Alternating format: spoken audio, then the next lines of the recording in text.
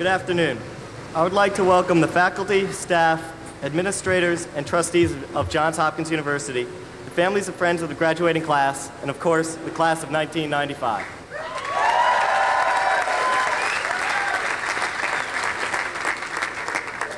First, I would like to introduce the marshals and readers for today's ceremony. The marshals for the 1995 undergraduate ceremony are Dr. Milton Cummings, Chief Marshal,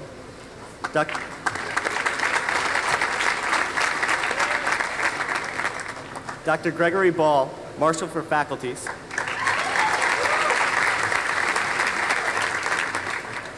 Dr. Lawrence Principe, Marshal for Bachelors of Arts,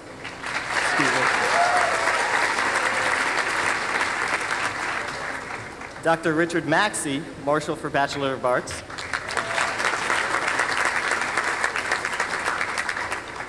and Dr. James Wagner, Marshal for the Candidates of Engineering.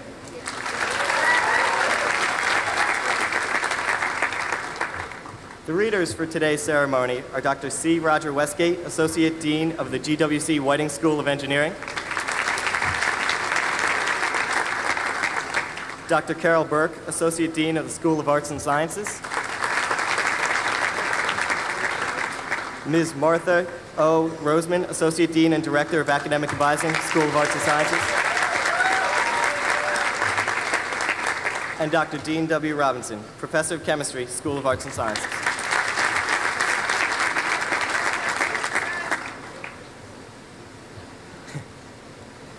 This is the first time in a while that an engineer has spoken at graduation.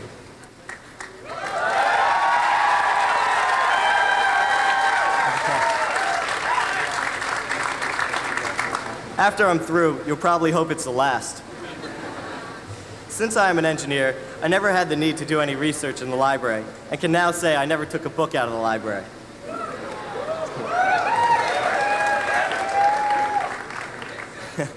When it came time for me to write this, I decided I should go to the library and see what I could find out about speeches. In the AV room, I watched an old film in which the president of the class of '53, Bob McGowan, addressed the class, and there was one really important thing that I want to share with you from it. He said, "It is hard to really appreciate how much Hopkins friendships mean. Think about every time that you laughed. I bet that there was a friend laughing with you." It is the groups of friends at Hopkins that really make the difference.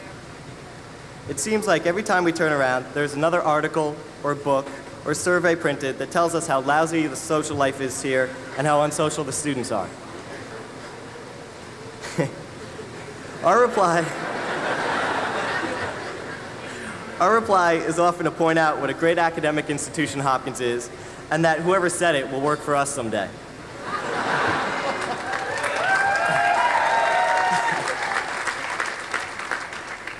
Is that really an answer?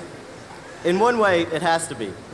There's no way to explain to a person outside the Hopkins community what it is like to go to Hopkins. How can you explain how difficult an orgo exam is? Or what it is like spending more time in the library in a week than in your own room? The truth is, the only people that can truly appreciate a Hopkins diploma are the ones that experienced it. Who can relate to how tough a long run during a practice can be except the other members of the team? Only a Hopkins tutor feels the satisfaction of helping a student from Baltimore City. And the satisfaction of working to obtain and improve an on-campus bar is something that only those close to the topic can feel. The excitement of a lacrosse game won in the last few seconds livens the weekend of any Hopkins student. All of these things make Hopkins unique. It makes each of us unique as well because we are the ones that experienced it and appreciate it best. So while other people might or might not be impressed with our record at Hopkins, or might just make fun of Hopkins outright, there's no way that they will be able to fully appreciate it. Not only can the people at Hopkins appreciate the past 4 years, they are the ones that made it. So, as Bob McGowan said back in '53, when we leave here today, we should bring our friends and every memory we have of them with us, because we will deeply regret it if we do not.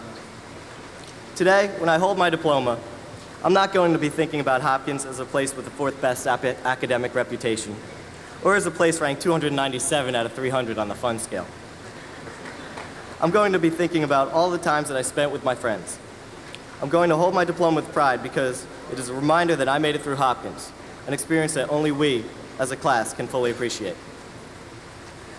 In conclusion, a wise man once said, "Outside of a dog, a book is a man's best friend. Inside of a dog, it's too dark to read." I disagree.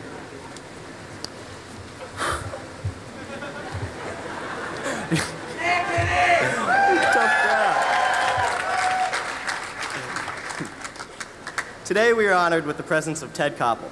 Mr. Koppel, a native of Lancashire, England, moved to the United States when he was 13 years old.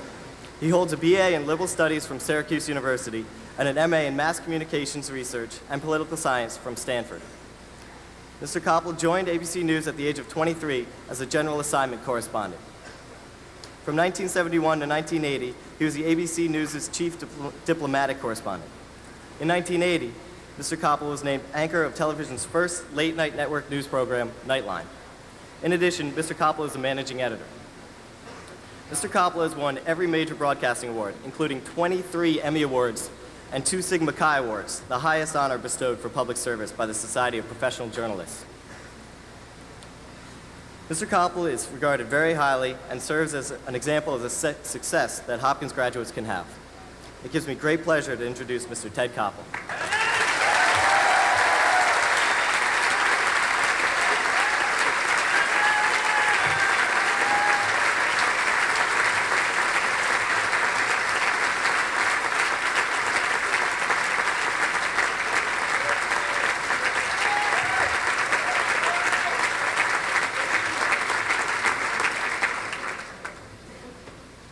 President Richardson, distinguished members of the faculty, ladies and gentlemen,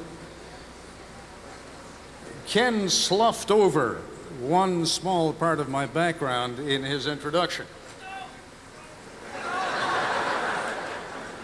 You better watch it. I control how long this thing is going to last. He took note of the fact that I went to Syracuse. I just discovered that you guys have a lacrosse team also.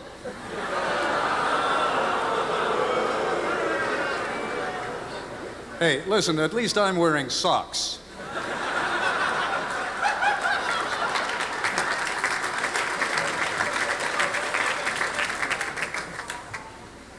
Some years ago, the American author James Michener got a phone call, and the person on the other end of the line said, Mr. Michener, congratulations. He said, our group has just elected you the greatest living American author. And we would like you to come, and the caller mentioned a date, to accept the award. And Michener went and consulted his calendar, and he came back and he said, you know, I'm terribly sorry, but I already have a previous engagement on that date, and I'm not going to be able to make it on that date. And there was a long silence on the other end of the line. And then the caller said, can you think of another greatest living American author? And Michener said, well, what about Vonnegut or Mailer? And the caller said, no, we've already tried them. They couldn't make it either. I am not altogether sure, Ken, whom you tried first, but I'm very grateful that they turned you down. Let me tell you what is passing through some of your minds as I begin this commencement address. I say some because I know that there are several of you here this afternoon still nursing such excruciating hangovers that only the thought, or the only thought making the transition from one synapse of your brain to another is, let it be over with soon. Please. It will be. Also floating around out there are the inevitable, he's a lot shorter than I thought he was. And then, of course, a few of the, it's got to be his real hair. Nobody who makes that kind of money would buy a rug that cheap.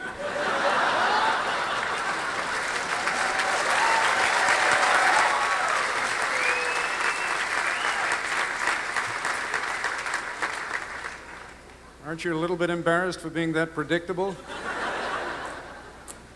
As a veteran of these events, both on the delivery and receiving end, let me tell you what's on the minds of my fellow veterans among the faculty. Actually, it bears a striking resemblance to what those of you with hangovers are thinking. Only since they're faculty members, it's more elegantly phrased. I am prepared, they are saying to themselves, to indulge your banalities, Koppel, if you will only do so succinctly. To the task at hand, then. This kind of speech generally falls into one of two categories. The first, normally delivered by presidents and lesser political figures, uses the setting, and indeed all of you, as a backdrop. It is an occasion to say something that they want to impart to a larger audience. I get to do that almost every night, so I fall into the second category, which is largely composed of people whose own children are grown up and who are therefore eager for the opportunity to lecture someone else's. A few weeks ago, I visited the town of Decker, Michigan, for the purpose of conducting a town meeting. Now, Decker, you may recall, is the home of the farmer James Nichols. Mr. Nichols' brother Terry and a friend, Tim McVeigh, are still being held in connection with the bombing of the federal building in Oklahoma City. So there is a relationship between the principal suspects in the bombing and the town of Decker. I thought it might be instructive to tap into the thoughts and feelings of the people who still live there. Prior to the beginning of the program, I spent some time talking with the townspeople who were going to participate. They were clearly a little nervous, although, as one member of the audience pointed out, this was not the first time that someone with a national reputation had visited Decker. Really, I said, what were the other occasions? 1975, he said. Richard Nixon. I was just about to ask him why the ex-president had come to Decker, but he anticipated my question. Nixon didn't exactly stop here, he said, but his car did slow down as he passed through Decker. Just as I was taking that information in, another member of the audience took me to task for something I'd said about their neighbor, James Nichols. I had suggested, based on information that another neighbor had given me, that Mr. Nichols had threatened the life of President Clinton. That was not true, said my critic. What Nichols had actually said was that Clinton didn't deserve to live and somebody ought to kill him.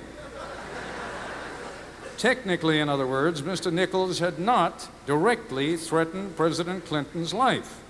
And I had to concede that from a strictly legal point of view, that might be correct. However, I pointed out, at the very least, it did constitute an example of bad manners. My audience laughed, but I wasn't really kidding.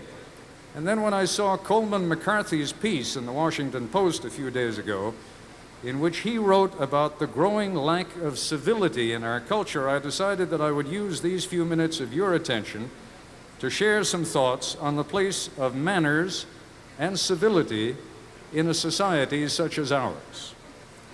On the one hand, the use of obscenities, for example, is now so commonplace in our daily lives that it is simpler to catalog the places and occasions on which foul language is not acceptable: funerals, services of worship, and I suppose commencements being the only three that leap immediately to mind.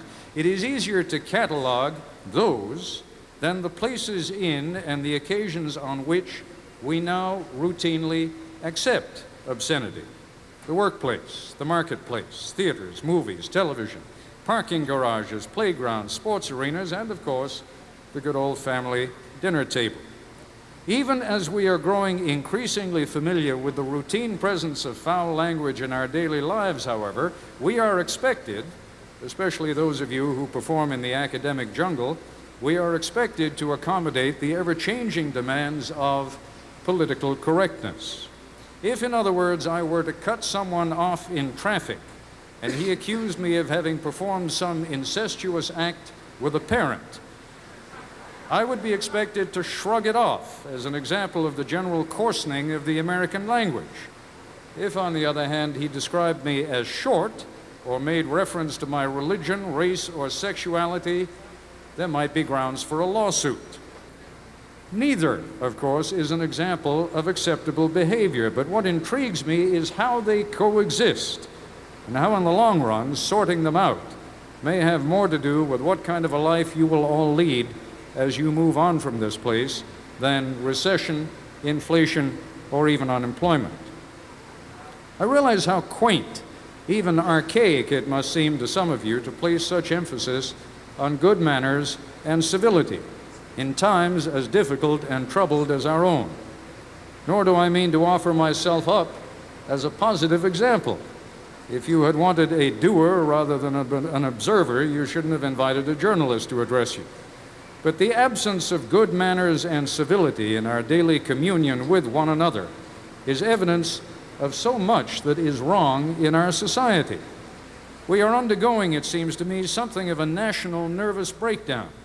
We seek to intimidate rather than communicate.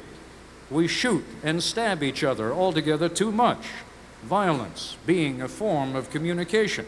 On one level, indeed, it is the ultimate eloquence of the inarticulate.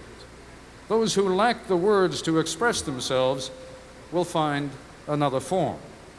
That, in turn, would seem to lead to a rather logical conclusion. To the degree that education provides a substitute for more primitive forms of expression, it is in all of our interests to underwrite the best possible universal education we can afford, for our own good. It is not ever something we do for them. It is always something we do for us, which in fact is the underpinning of all good manners. They are nothing more or less than a commonly accepted code of behavior, constructed to make life together more tolerable. It is bad form to take something from one another without permission, and that would include somebody else's wife, husband, or significant other. It is rude in the extreme to kill someone who is not actually threatening your life. It makes sense to be polite to older people, especially members of your own family, because that is a courtesy that you will expect someday, especially when your machinery starts to run down. If you expect people not to make fun of customs or traditions that are meaningful to you, it is probably reasonable not to make fun of theirs. We each have a slightly different notion of who or what or even if God is, and therefore it may be sensible to treat everybody else's notion respectfully so that each of us will be afforded the same courtesy. I am not talking now about law, about the formal codification of behavior. We have altogether too much of that. What we lack these days is good manners, and the difference is important.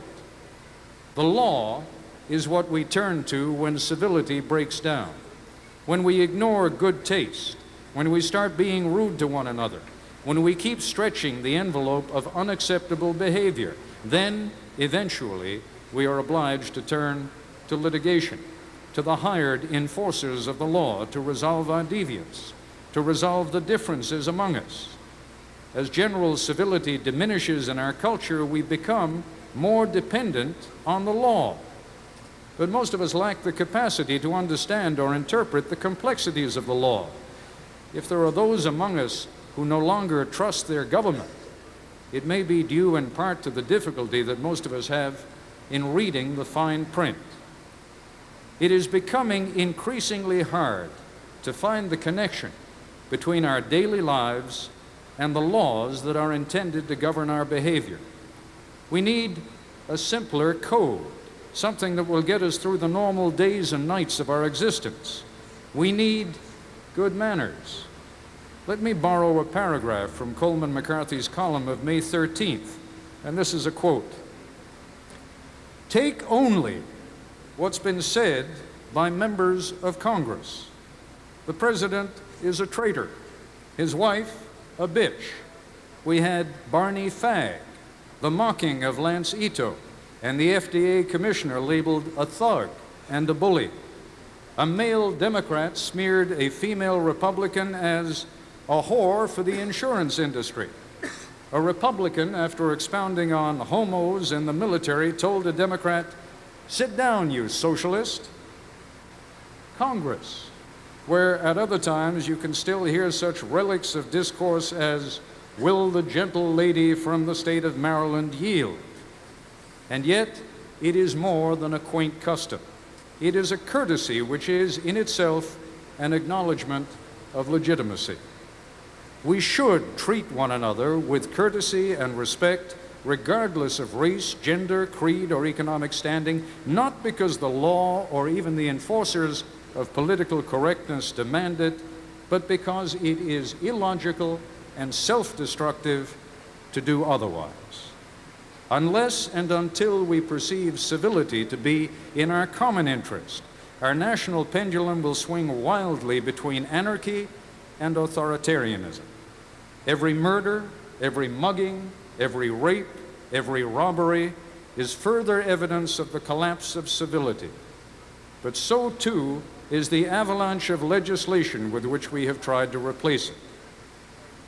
I know we can't dispense with our laws, but think how many of them would become irrelevant if we merely treated one another with common courtesy.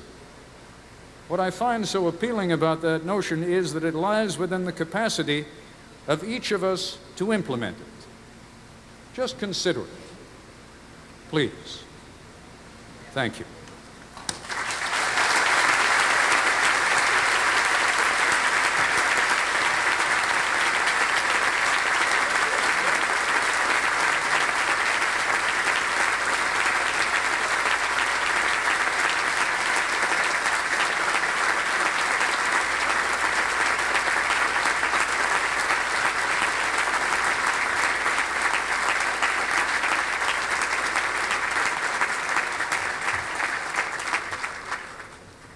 Thank you, Mr. Koppel. Unfortunately, Mr. Koppel has to leave for Washington now. Ipsita Gostigor, Jeremy Epstein, and Jennifer Moore will now present the senior class gift.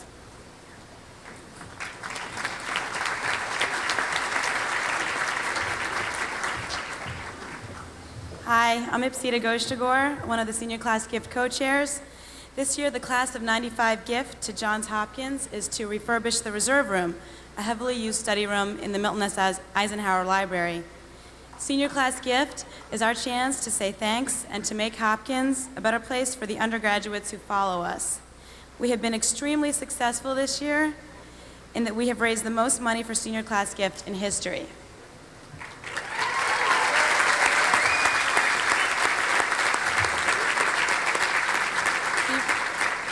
We more than doubled last year's gift with our grand total of $14,512.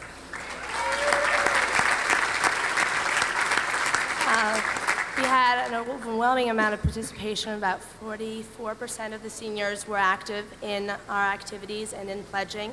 None of this would have been as successful without the support of the Senior Class Gift Committee, the Senior Class Council, and of course the seniors. Thank you. Dean Benedict? Will Dean Benedict come up and receive the check?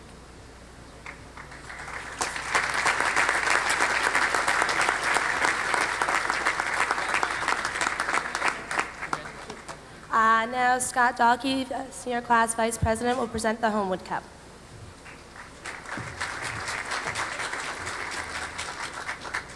The Homewood Cup, given annually for distinguished service and loyalty to the entire Hopkins community, is awarded this year to a woman whose spirituality and service has had a tremendous effect on me personally and the entire Hopkins community, Ms. Sharon Kugler.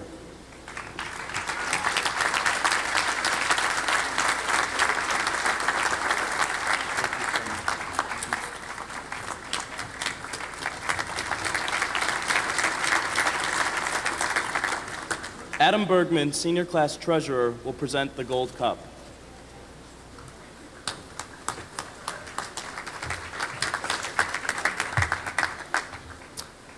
The Gold Cup is presented to a member of the university for outstanding contribution to student life and student activities. During my 4 years at Hopkins, I have had the pleasure to work with this year's recipient, and it gives me great honor to introduce William B. Harrington, Assistant Director of Student Activities, as this year's winner of the Gold Cup.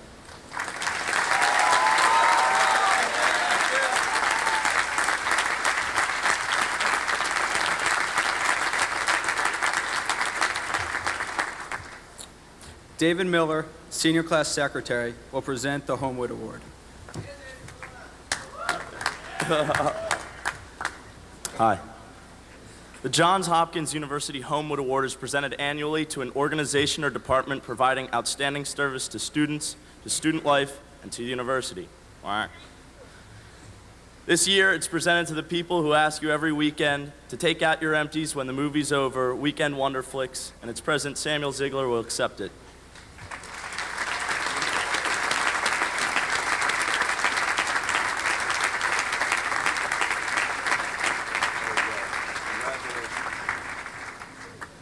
My friend Brian Margolis, Senior Class Representative, will now present the Class of 1995 Award.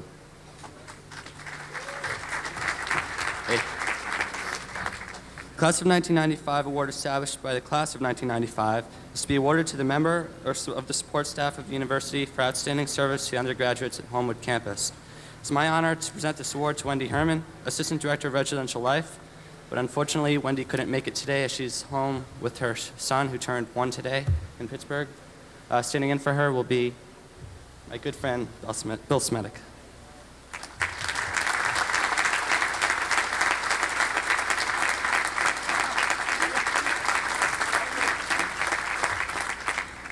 Jamie Eldridge, President of the Student Council, and Richard Hong, Senior Class Representative, will present the Old Gold and Sable Awards.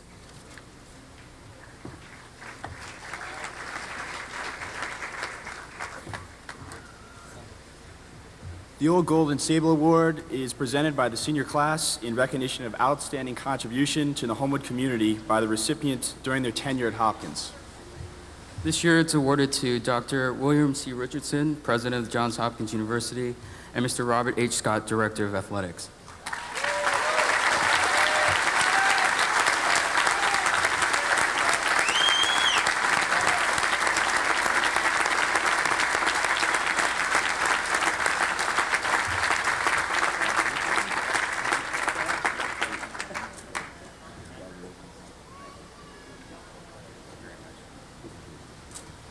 Next, Peter M. Dolkart, Senior Class Rep, will present the George E. Owen Teaching Award.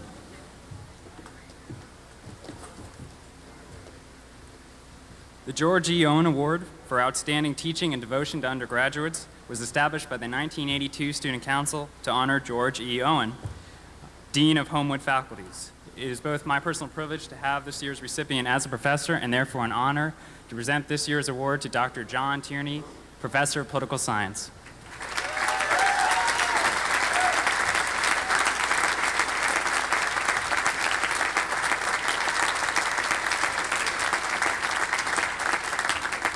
Mr. Douglas Warren, Associate Director of Development and Alumni Relations, will present the Alexander K. Barton Cup. The Alexander K. Barton Cup is presented annually under the auspices of Omicron Delta Kappa to a member of the university who best exemplifies Mr. Barton's strong character, high ideals, and effective moral leadership. This year it is my pleasure to present the Alexander K. Barton Cup to Ms. Amy Dodrell.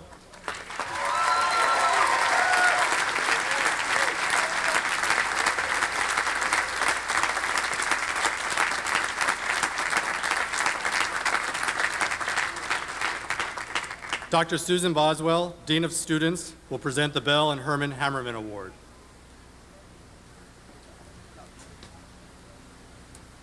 The Bell and Herman Hammerman Award, established by Belle G. Hammerman in honor of her son, Judge Robert I.H. Hammerman, class of 1950, is awarded annually to a senior entering law school who combines academic excellence with outstanding qualities of leadership.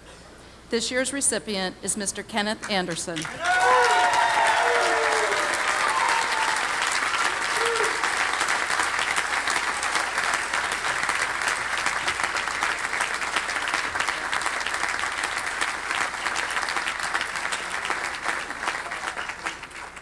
Robert H. Scott, Director of Athletics, will present the Robert H. Scott Award. The Robert H. Scott Award is presented to the senior who has demonstrated excellence in athletics, scholarship, and extracurricular activities, and it's a pleasure to present the award this year to Keith Baumgarten. Keith?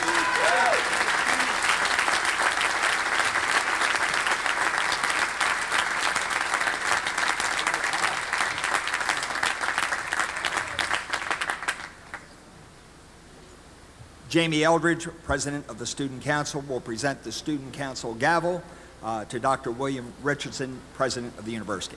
Jamie?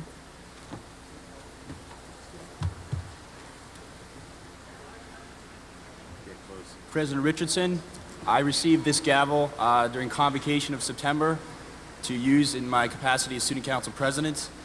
I return it to you so you may pass it on to the next university president, and he or she may pass it on to the next student council president. Here is the gavel. Thank you very much. Thank you. And Jamie, I'm pleased to receive this gavel on behalf of the student body of next year, and I will put it in the hands of my successor, who will, during his interim period, provide it at the freshman convocation to the incoming president of the Student Council. Thank you very much.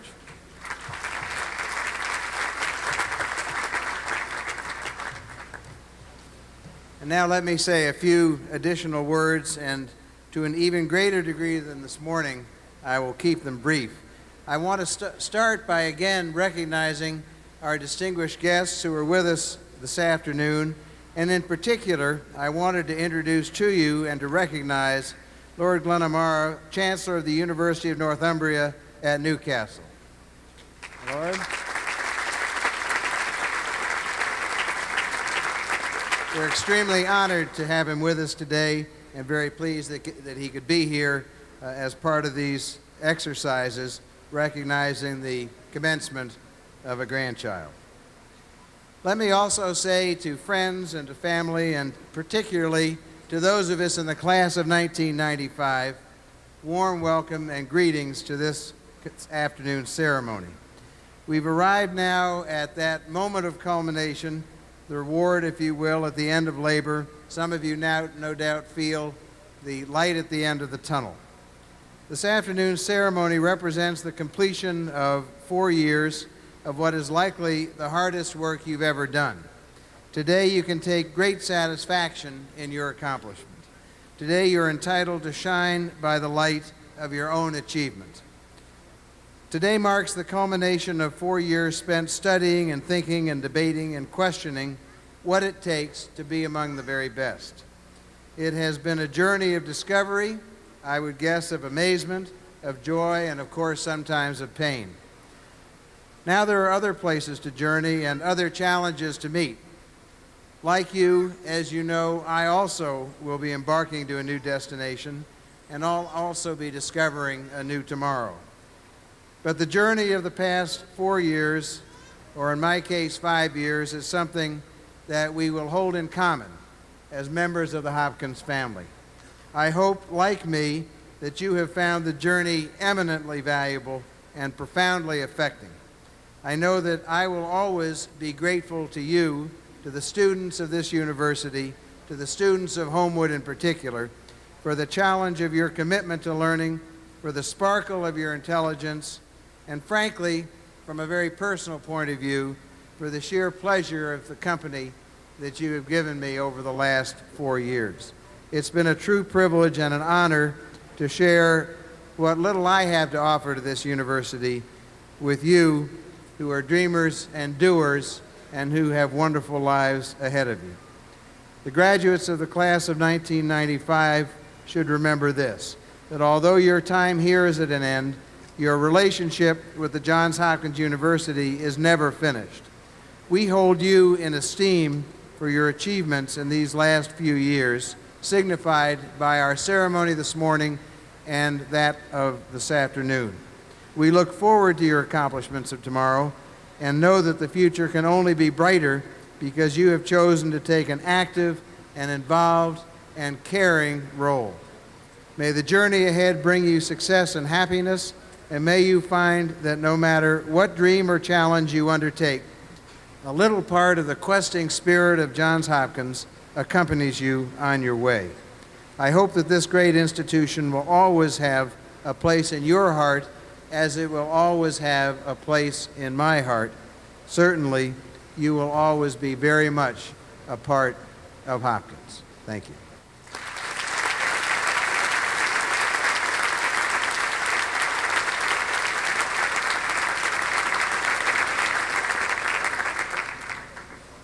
We will now begin distributing diplomas to all graduates. Dean Don Giddens will present recipients of the degrees Bachelor of Science, Bachelor of Arts, and Bachelor in an Engineering Discipline from the GWC Whiting School of Engineering for their diplomas. Will the graduates who have been awarded the degree Bachelor of Science, Bachelor of Arts, and Bachelor in an Engineering Discipline please rise one row at a time and come forward quickly to receive your diplomas.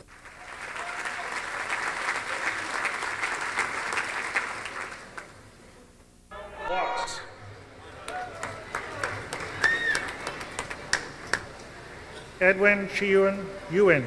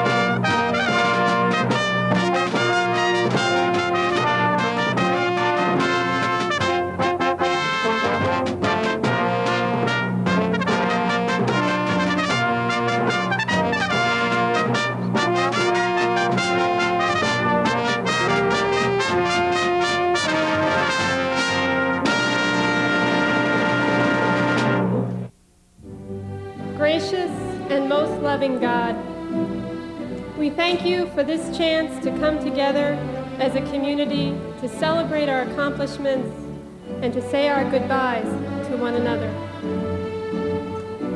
Let us hold forever as a treasure in our hearts those who have given our collective time here value and meaning. As we leave this place, we are challenged to be full participants in our new communities, whether it be through further academic endeavors, employment, or a new neighborhood. Help us to look up from our daily responsibilities and truly commit ourselves to be active citizens of your blessed earth. Enable us, gentle God, to always see your face in the weak as well as in the strong. As we seek to understand and master the complex, help us to never overlook the obvious. Walk with us, Almighty God, as we struggle to understand that many times your greatest gifts are hidden behind seemingly insurmountable challenges. Empower us with a conscience that is compassionate and honorable. Bless us with an inquiring and discerning heart, the courage to will and persevere, a spirit to know and to love you, and the gift of joy and wonder in all your works. And for this we say,